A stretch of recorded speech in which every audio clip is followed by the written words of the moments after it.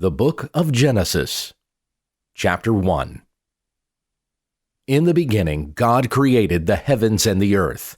And the earth was formless and void, and darkness was over the surface of the deep, and the Spirit of God was hovering over the surface of the waters. Then God said, "Let there be light."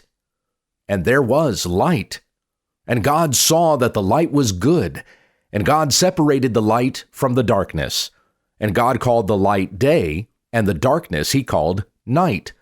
And there was evening, and there was morning, one day. Then God said, "Let there be an expanse in the midst of the waters, and let it separate the waters from the waters." So God made the expanse, and separated the waters which were below the expanse from the waters which were above the expanse. And it was so. And God called the expanse heaven. And there was evening, and there was morning, a second day. Then God said, "Let the waters below the heavens be gathered into one place, and let the dry land appear." And it was so. And God called the dry land earth, and the gathering of the waters he called seas. And God saw that it was good.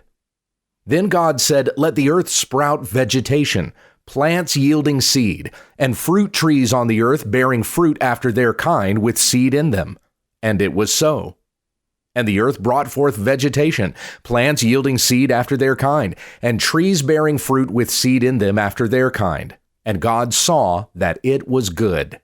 And there was evening, and there was morning, a third day. Then God said, "Let there be lights in the expanse of the heavens to separate the day from the night, and let them be for signs and for seasons and for days and years.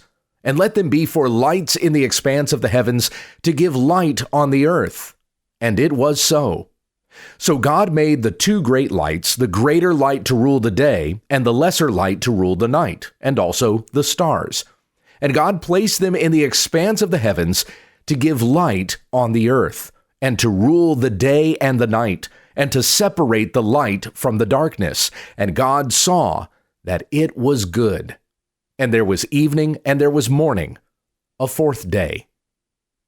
Then God said, "Let the waters swarm with swarms of living creatures, and let birds fly above the earth across the face of the expanse of the heavens."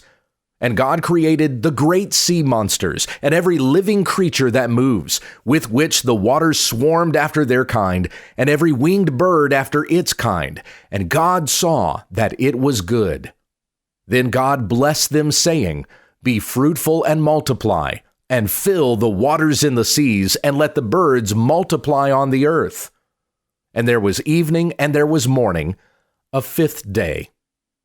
Then God said, "Let the earth bring forth living creatures after their kind, cattle and creeping things, and beasts of the earth after their kind." And it was so. God made the beasts of the earth after their kind, and the cattle after their kind, and every creeping thing on the ground after its kind. And God saw that it was good. Then God said, "Let us make man in our image, according to our likeness, so that they will have dominion over the fish of the sea, and over the birds of the sky, and over the cattle, and over all the earth, and over every creeping thing that creeps on the earth." And God created man in his own image. In the image of God, he created him. Male and female, he created them. God blessed them, and God said to them, "Be fruitful and multiply, and fill the earth, and subdue it, and have dominion over the fish of the sea, and over the birds of the sky, and over every living thing that creeps on the earth." Then God said, "Behold, I have given to you every plant yielding seed that is on the surface of all the earth, and every tree which has the fruit of the tree yielding seed. It shall be food for you. And to every beast of the earth, and to every bird of the sky, and to everything that creeps on the earth which has life, I have given every green plant for food." And it was so. And God saw all that he had made, and behold, it was very good. And there was evening, and there was morning, the sixth day. Genesis chapter 2. Thus the heavens and the earth were completed, and all their hosts. And on the seventh day God completed his work which he had done, And he rested on the seventh day from all his work which he had done. Then God blessed the seventh day and sanctified it, because on it he rested from all his work which God had created in making it. These are the generations of the heavens and the earth when they were created, in the day that Yahweh God made earth and heaven. Now no shrub of the field was yet in the earth, and no plant of the field had yet grown, for Yahweh God had not caused it to rain upon the earth, and there was no man to cultivate the ground. But a stream would rise from the earth and water the whole surface of the ground. Then Yahweh God formed man of dust from the ground, and breathed into his nostrils the breath of life, and so the man became a living being. And Yahweh God planted a garden in Eden toward the east, and there he placed the man whom he had formed. And out of the ground Yahweh God caused to grow every tree that is desirable in appearance and good for food, the tree of life also in the midst of the garden, and the tree of the knowledge of good and evil. Now a river went out of Eden to water the garden, and from there it divided and became 4 rivers. The name of the first is Pishon. It is the one that went around the whole land of Havilah, where there is gold. Now the gold of that land is good, the bdellium and the onyx stone are there. And the name of the second river is the Gihon. It is the one that went around the whole land of Cush. And the name of the third river is Tigris. It is the one that went east of Asher. And the fourth river is the Euphrates. Then Yahweh God took the man and set him in the Garden of Eden to cultivate it and keep it. And Yahweh God commanded the man, saying, From any tree of the garden you may surely eat. But from the tree of the knowledge of good and evil you shall not eat from it, for in the day that you eat from it you will surely die. Then Yahweh God said, It is not good for the man to be alone. I will make a helper suitable for him. And out of the ground Yahweh God had formed every beast of the field and every bird of the sky, and he brought each to the man to see what he would call it. And whatever the man called a living creature, that was its name. And the man gave names to all the cattle and to the birds of the sky and to every beast of the field. But for Adam there was not found a helper suitable for him. So Yahweh God caused a deep sleep to fall upon the man, and he slept. Then he took one of his ribs and closed up the flesh at that place. And Yahweh God fashioned the rib which he had taken from the man into a woman, and he brought her to the man. Then the man said, This one finally is bone of my bones and flesh of my flesh. This one shall be called woman, because this one was taken out of man. Therefore a man shall leave his father and his mother and cleave to his wife, and they shall become one flesh. And the man and his wife were both naked, and were not ashamed.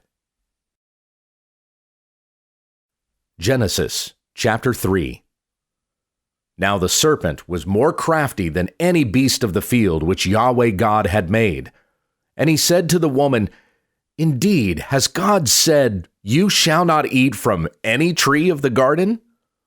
And the woman said to the serpent, From the fruit of the trees of the garden we may eat, but from the fruit of the tree which is in the midst of the garden, God said, You shall not eat from it, and you shall not touch it, lest you die. And the serpent said to the woman, You surely will not die, for God knows that in the day you eat from it, your eyes will be opened, and you will be like God, knowing good and evil. Then the woman saw that the tree was good for food, and that it was a delight to the eyes, and that the tree was desirable to make one wise. So she took from its fruit and ate. And she gave also to her husband with her, and he ate. And the eyes of both of them were opened, and they knew that they were naked. And they sewed fig leaves together and made themselves loin coverings.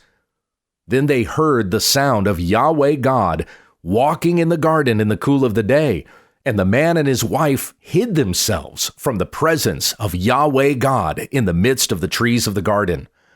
Yahweh God called to the man and said to him, Where are you? And he said, I heard the sound of you in the garden, and I was afraid because I was naked, so I hid. And he said, Who told you that you were naked? Have you eaten from the tree of which I commanded you not to eat?" And the man said, "The woman whom you gave to be with me, she gave me from the tree, and I ate." Then Yahweh God said to the woman, "What is this you have done?" And the woman said, "The serpent deceived me, and I ate." And Yahweh God said to the serpent, "Because you have done this, cursed are you more than any of the cattle, and more than every beast of the field. On your belly you will go, and dust you will eat all the days of your life. And I will put enmity between you and the woman, and between your seed and her seed. He shall bruise you on the head, and you shall bruise him on the heel." To the woman he said, "I will greatly multiply your pain and conception. In pain you will bear children. Your desire will be for your husband, and he will rule over you." Then to Adam he said, "Because you have listened to the voice of your wife, and have eaten from the tree about which I commanded you, saying, 'You shall not eat from it,' cursed is the ground because of you. In pain you will eat of it all the days of your life. Both thorns and thistles it shall grow for you, and you will eat the plants of the field. By the sweat of your face you will eat bread till you return to the ground, because from it you were taken, for you are dust, and to dust you shall return." Now the man called his wife's name Eve, because she was the mother of all the living. Then Yahweh God made garments of skin for Adam and his wife, and he clothed them. Then Yahweh God said, "Behold, the man is become like one of us, to know good and evil. And now, lest he send forth his hand and take also from the tree of life, and eat and live forever." Therefore Yahweh God sent him out from the Garden of Eden to cultivate the ground from which he was taken. So he drove the man out.